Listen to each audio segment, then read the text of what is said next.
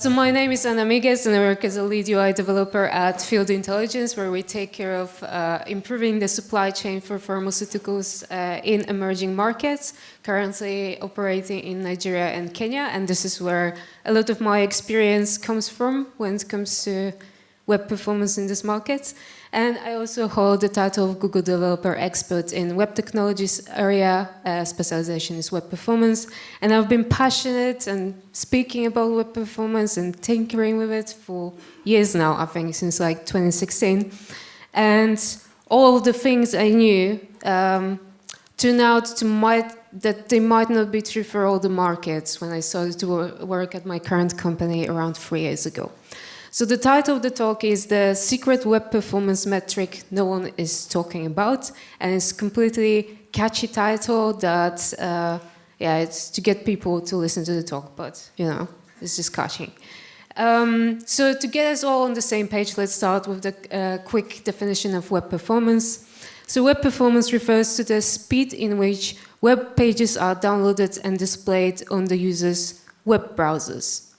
So, as you figured, we're going to speak about web performance, but we're going to speak about user experience connected to the web performance from a perspective of an average user in Africa. I've been there many times. I've been to a Nigerian office, and the problems I thought we have with web performance are completely different problems that are there.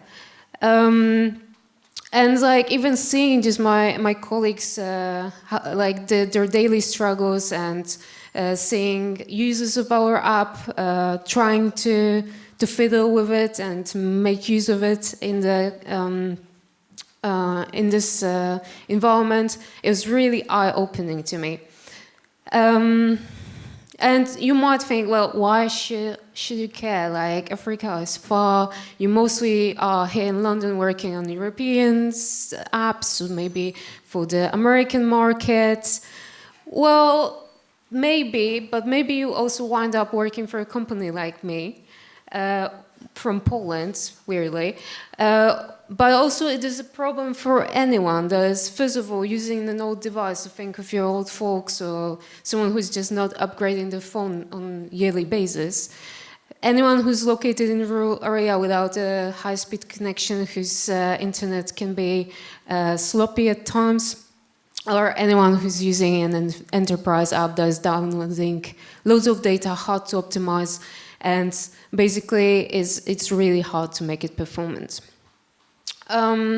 So during my work and during my time in Africa, I just realized one thing, that most web performance metrics and resources are developed with a privileged user in mind. And it sort of makes sense if you think about it, because most people who are working on creating these web metrics, who are working on the web, they usually have great laptop, like high-speed internet on a daily basis.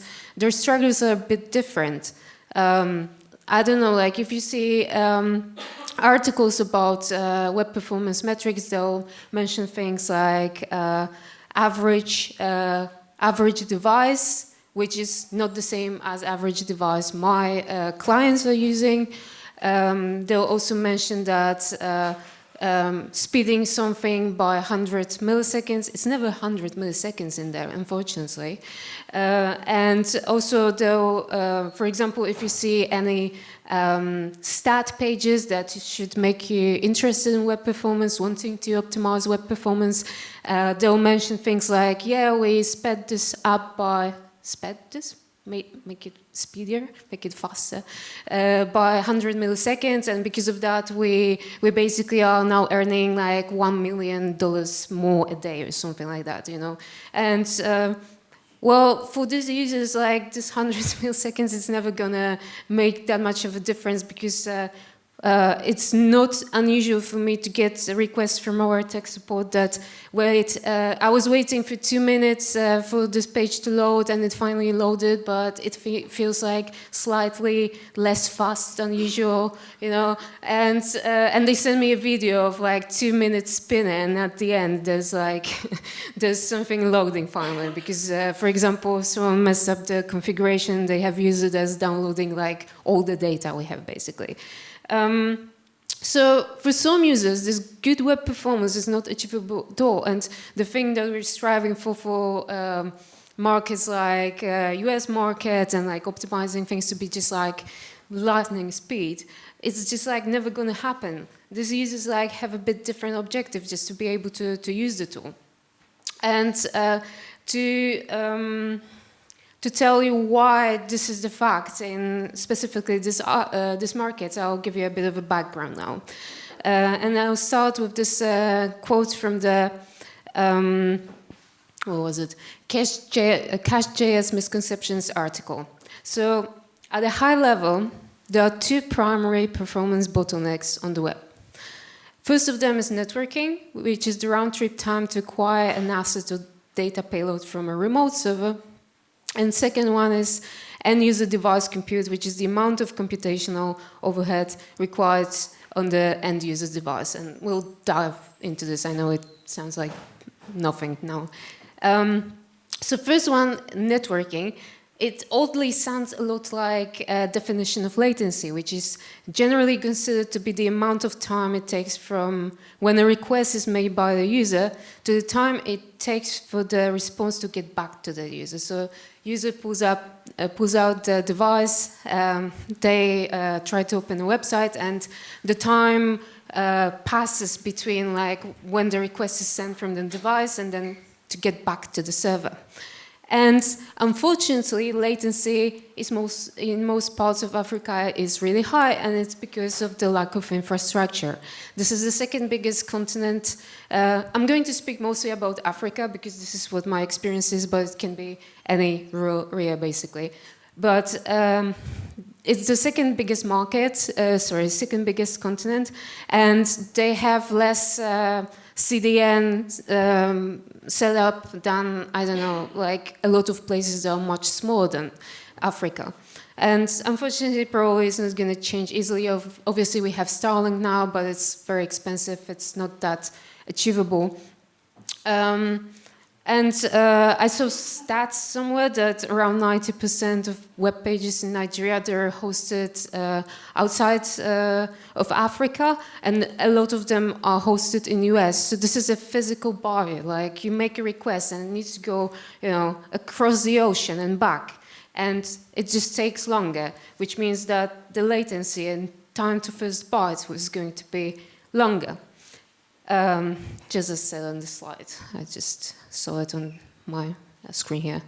And to quote Harry Roberts, while a good time to first byte doesn't necessarily mean you have a fast website, a bad time to first byte almost certainly guarantees a slow one. So you can see that if we have this latency and CDN is not set up correctly or is just not around, it means that most likely the latency is going to be there, and first bytes that come to the user are going to be there later. Well, the second part of the equation was the end-user device compute. So it's about the devices used. And to give you a bit of context, I have another quote. So the country, Nigeria, is considered a mobile-first market where infrastructure and online usage development skipped wide-ranging desktop PC adoption and went straight to the mobile internet usage via inexpensive smartphones instead. So there are two parts of this.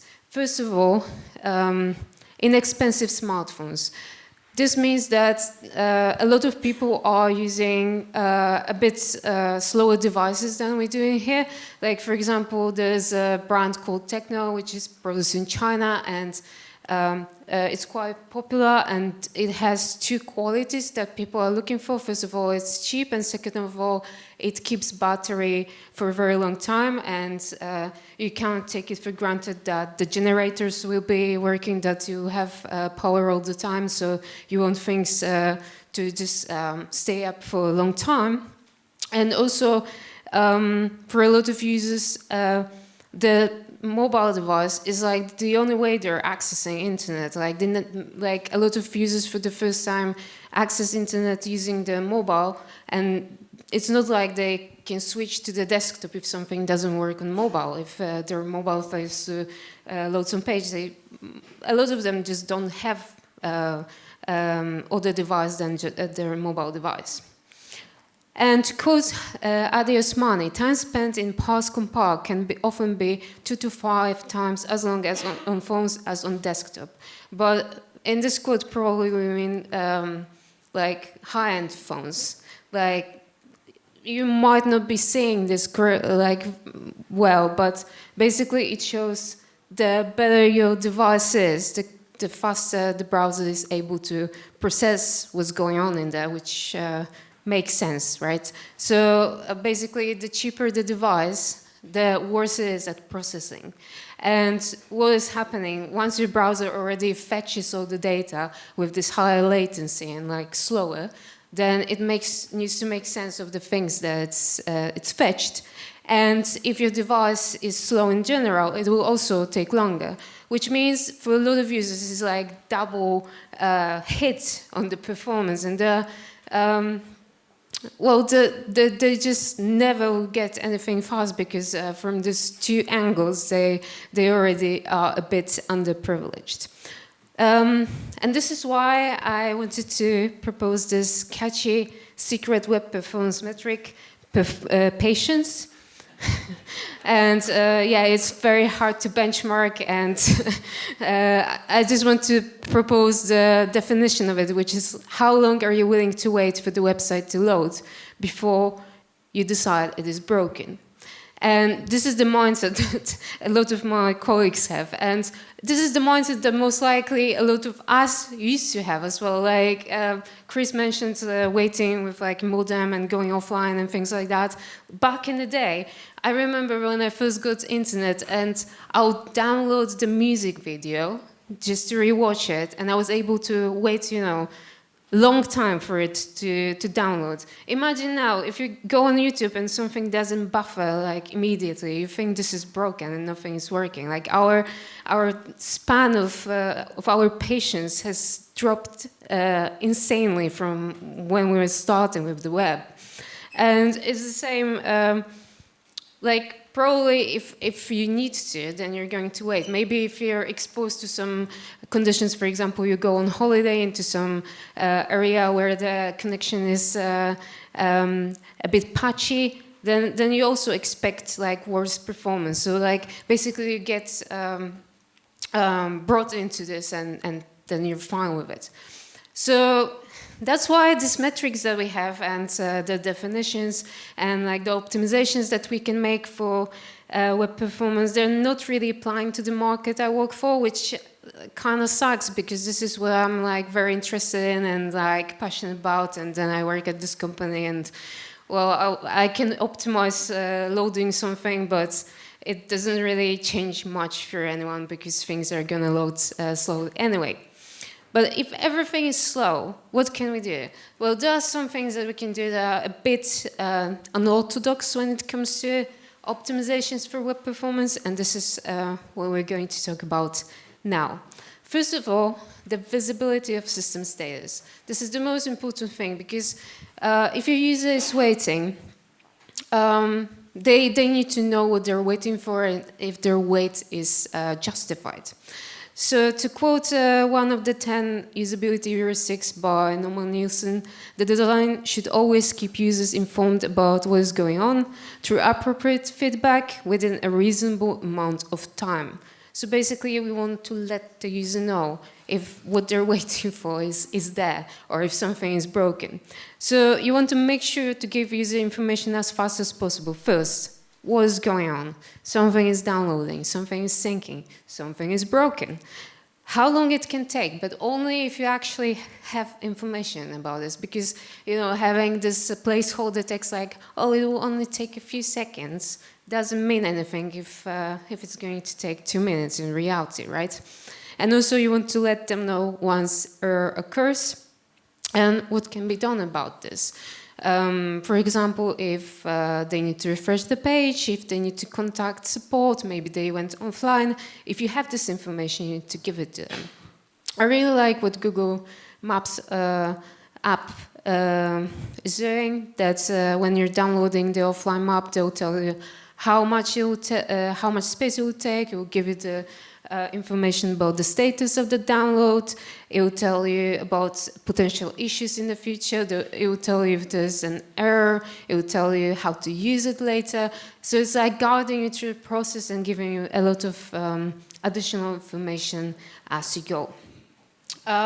One thing to take into account is digital literacy, because if you're a user that for the first time is using internet and your first contact with internet is through the mobile phone, a lot of things might not be obvious to you as they are for us because we're just used to it. You probably want to use simple language, because if user is just having the phone, maybe for them some keywords that are obviously are not that obvious. Like maybe they don't know what browser is. For them, there's an icon that takes them to Google, right, or WhatsApp or somewhere. So like just be really mindful to be very straightforward. You might want to discourage damaging actions, like do you really want to navigate out and stop the ongoing download? Because while these users are really patient and they know that they need to wait for a lot of things, they're also very curious from what I've seen during the user testing I was doing. For example, if they're waiting for download but there's a button, they're going to be trying to click because there's nothing else to do, so why shouldn't they click it? And maybe they'll, because of that, break the experience for themselves. So I was with a driver on the road and he's been working with us for a long time, and he was waiting for information to download about the delivery we were making, and it was loading, and he was just pulling down all the time. And I was like, "What you doing?" And he's like, "I'm just waiting for it to download." And I'm like, "Well, do you know why we're waiting for so long? Because you keep refreshing it. This is the refreshing action." And he was not aware, even though he's been, quite savvy user. And also you might want to explain consequences of the actions. For example, pull to refresh. If someone tries to do it like too many times, maybe you want to prevent it for the next time in some way. Second thing is you might want to leverage progressive enhancement, which has been such a big keyword back when I was starting my journey with the web. I think it's not as much now, but I really find this principle that it should be backbone of work for all of us, because you want to make it possible to achieve the most crucial action first and then add extra features and fireworks on top of that. So this is the example of Wikipedia page with progressive enhancement. So first you have like the basic HTML, basic version of the page that works in every browser, doesn't require too much heavy lifting, too much JavaScript, too much images. And if user is capable of the connection or their device is capable, you can just download the more enhanced version. For example, once I had this is like first world problem and person visiting the market where the network issues are, but I had an issue that I went to Safari and my luggage was lost, and there was a very bad connection there, and I literally could not fill in the form where my luggage was to check it, because the website has like some very fancy form and it was just not loading. I just wish it was plain HTML basically. So 5 days on Safari and a pair of slacks I traveled in, that was not a great experience at all. Thankfully I got refunded for that. You want to avoid request chain and round trips. So we talked about the latency. So it's not only about the first bits of information that are coming to the user that are offset by the latency, but if the server is far, then like every request for every resource might be offset in time. So you want to consider using the browser hints, and we're going to talk about 3 of them. First one is the pre-connect, which can eliminate many costly round trips from the request path. And for example, it can be used, you have images on your website that are stored in some CDN, but you don't know exactly which images are there, but then you can pre-connect to this CDN, and this way save a bit of loading time later for the user. Another browser hint is a prefetch, which can help user browser fetch resources, store them in cache, and then they can be used, for example, for navigation in the future. So, for example, users filling in the form, and you know that at the end you show some PDF or some image, then you can prefetch it as user is doing these actions. Browser is smart about this. It will only store it if it has space. It will only download it if it has some bandwidth at the time. So it's just a hint, as we're saying, and it's only helping the browser that, hey, there's this resource that you might want to get before. And the third one is preloading, which is for loading late discovered resources early. And a main example everyone is giving is about the fonts. For example, if you have fonts declared within your CSS, then the browser will only find out that it needs to download the fonts when it starts parsing CSS, which makes it possible that there will be flash of unstyled or invisible text for the user. But we can, if we know that we definitely need to download this resource, then we can hint the browser like, hey, I want you to preload this, give it high priority because I know that this font is definitely going to be needed. You want to lazy load resources that are not critical. I think it's quite obvious. We don't want to force users to download resources they might never discover, like images that are at the bottom of the page, like documents that are not needed. Here we can now, these days, use the native browser lazy loading by adding loading lazy to the images. It works on some different types of tags in certain browsers as well. We can also use things like React lazy loading, for example. Don't load the modules that user might never discover. It's very working very nice and quite easy to set up. So I think definitely we should try to think of the picture of everything that we're trying to send to the user and just minimize that. Well, this one's quite obvious. Optimize images you ship. Images are usually the heaviest resources on the web. We just don't want to make user have too much of everything that they might not want and download the data they might not need. So first of all, use correct modern formats. WebP is really well supported now. As a VG can be useful for certain cases. Obviously, you need to test which type of extension works for your case. There are a lot of tools to optimize images today. Also, you want to add size and aspect ratio to avoid layout shifts. So it will also help with the regular performance metrics for other users, because then we avoid adding to cumulative layout shift, which is also one of the web metrics. So to do that, we either can add just width and height to the area where the image is, or to image itself, or we can add aspect ratio. And this way we're just saving space for where the image might show up. Another thing is learning about network resource hints. This one is quite fun. So Network Information API helps web applications access information about the user's network. So maybe you're aware that sometimes when you're traveling, you put the low data setting on your phone. And this is basically us reading if from our website, from our app, if user has toggled this on or not.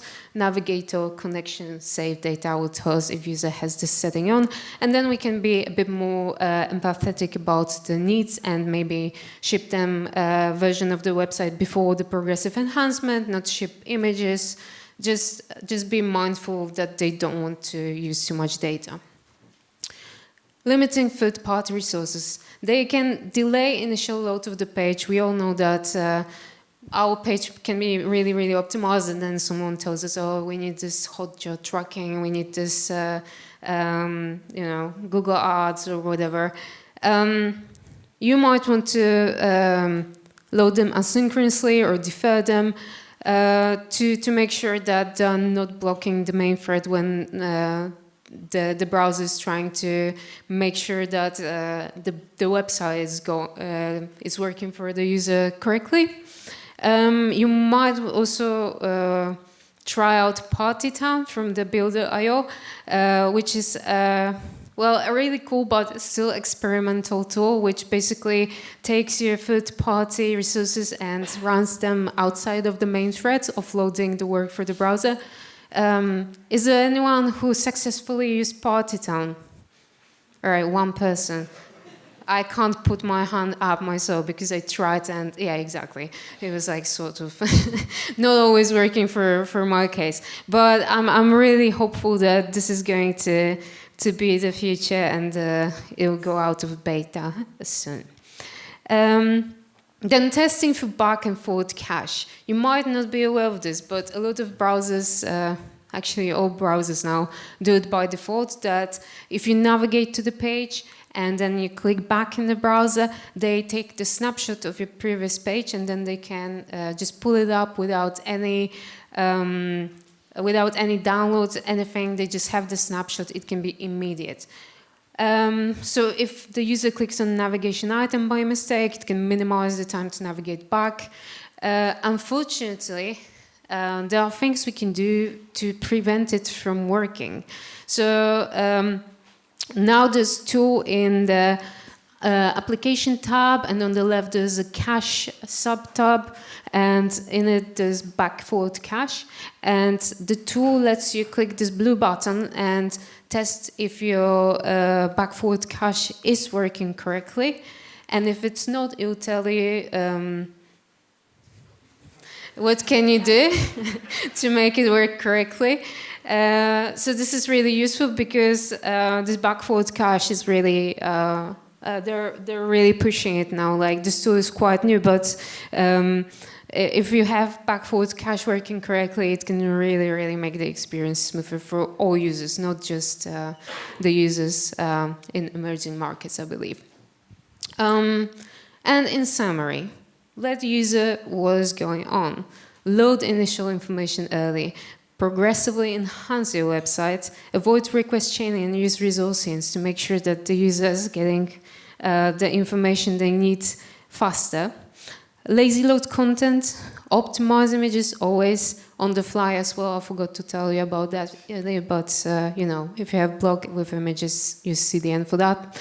Leverage network information API. Limit third-party resources, and if you need to use them, try async loading, maybe Partytown as well. And optimize for back and forward cache. And also you can consider using Service Worker if it's applicable for your application. It will definitely make it easier if it is a widely reused application on a daily basis. I'm going to share the slides, so there's going to be some links and resources about landscape in Africa, about these performance techniques, about UX. And thank you very much and have a wonderful lunch.